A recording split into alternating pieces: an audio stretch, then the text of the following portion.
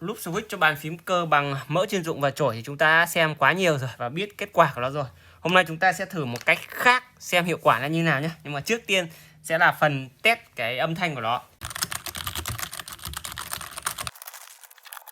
Sử dụng RP7 các bạn nhé, để xịt vào các cái switch này xem nó có hiệu quả hay không nhé. Cái này là mình thử nghiệm, các bạn hay không nên học theo nhá. Chúng ta sẽ cắm thử dây và xem nó có chạy được không các bạn nhá. Ok, vẫn nhận bình thường các bạn nhá. Bây giờ đến phần test âm thanh.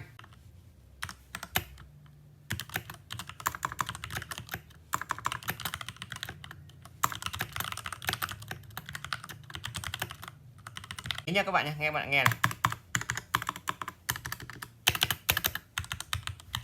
Các phím nó vẫn kêu cành cạch như vậy, chẳng có tác dụng gì các bạn ạ.